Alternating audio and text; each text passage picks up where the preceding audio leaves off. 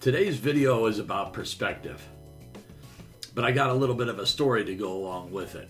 So several years ago, I purchased a 1965 Ford Falcon wagon, two-door wagon, which is rather rare, online, and the car was out in San Diego, California.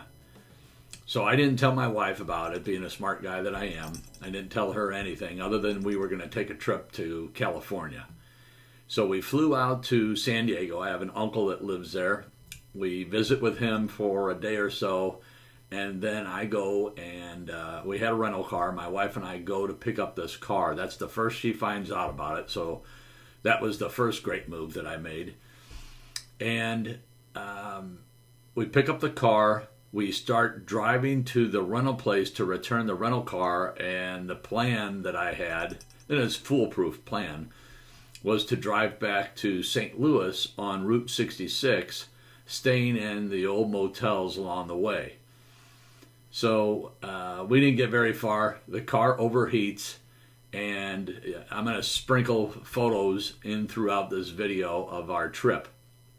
But what was interesting about the trip, it took us like 4 days to get out of California. And if you look at a map of Route 66, Route 66 isn't very long in California. It goes from Los Angeles down through the desert, and then it's out of California pretty quick. Not with my case. So unbeknownst to me, as we're driving, my wife she's texting along the way, and she's texting her friends back in St. Louis. And she's, recounting our exploits along the way. Well, I don't know anything about this. I can't believe she would not have full disclosure. I mean, what kind of spouse would not tell their spouse about everything? It's ridiculous. But as she's texting people, they're sharing it with other people, and so she's constantly getting texts from people, hey, can you include me in on your post? I don't know anything about this. So we're driving, and the car overheats, and I stop and I work on it, trying to figure it out. I've got a friend that is a tremendous mechanic. I think his dad was a TV repairman. So he's got great tools, and I'm calling him asking for advice, and the trip continues. We're staying in these old motels along Route 66, and I get to San Bernardino to get and the car overheats. I coast down the ramp, and I stop on a hill, and I ask, is there a shop around? They say, oh, there's a great shop right down the street. They work on old cars like what you have. I literally pushed my own car, got in the car, and coasted down the hill and coasted. Heck, it was probably close to a mile right into this guy's shop. And there's a picture there of the two guys that I'm talking about. They had the car for, I think, about 2 days. And one of my dreams was always to stay in the Wigwam Motel in San Bernardino. It's a classic along Route 66. So we were able to stayed there for 2 days. They have a swimming pool. So it'd work out great. I'd buy beer, cigars.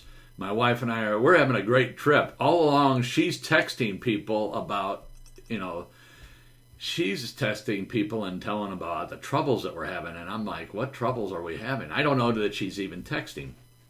So we're driving, we get back on the road, and we don't go very far. We have more problems.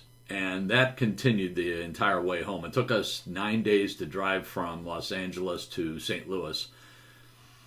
So what does this have to do with perspective? Well, a couple things. One, the car would only go about 50 miles an hour top end. It was a straight six with a 3-speed, 3 on the tree, and it would do maybe 55 miles an hour down a mountain. Up a mountain, we're doing 35, 40 miles an hour. My wife took a picture when we were passed by a smart car, and that was kind of degrading. And she's still texting all these people. I don't know anything about it. But what I found very interesting about the trip, it was one of the best trips I've ever been on in my life. Yeah, my wife, for some strange reason, didn't look at it that way, but I thought it was the best trip, one of the best trips. brought me back to my childhood being along Route 66. But one of the interesting things about it is, what I figured out is, I'm having to drive this car. I've got the heat on full, trying to keep the engine cool, and I'm still overheating.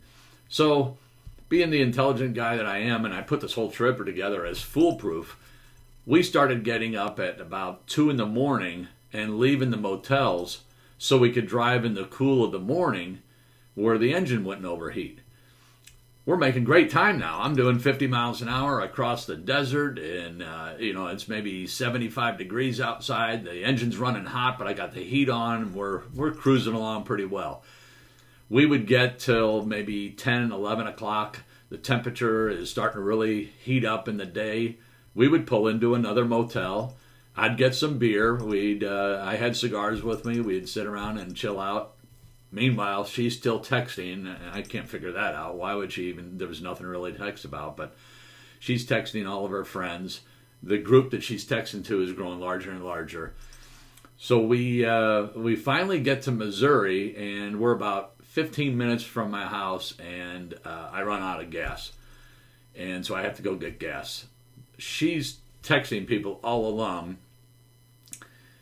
We get home, and all these people are calling and coming by. They want to see the wagon, and I'm like, how the hell did you even know we got a wagon? I didn't tell anybody about this trip. I didn't even tell my wife.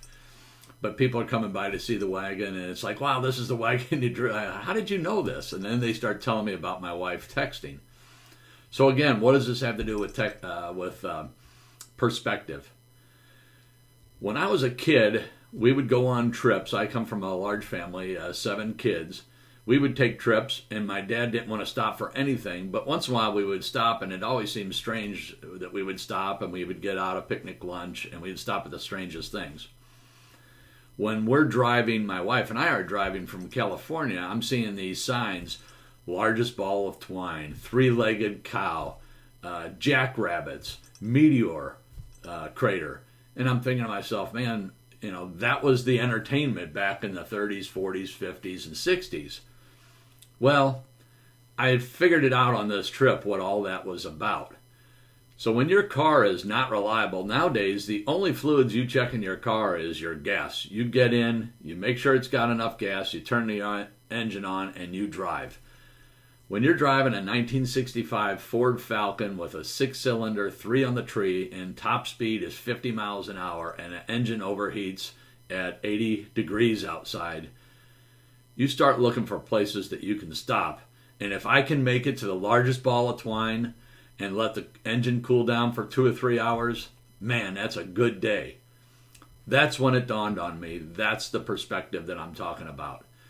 Travelers back in the day would stop at all those landmarks because they were that was their destination. If I can make it to the 3-legged cow, the kids can look at that. I can let the engine cool down. My wife won't bitch at me. The kids won't be complaining. I can relax, probably drink a beer or 6, and then get back on the road.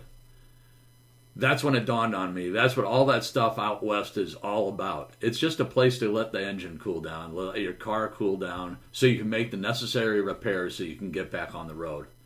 It dawned on me. It was pretty amazing. It was like a light came on. I hope you find this story interesting. A lot of my wife's friends did. I still don't understand that. But thanks again, and tomorrow I'll have another video. Take care and see you tomorrow.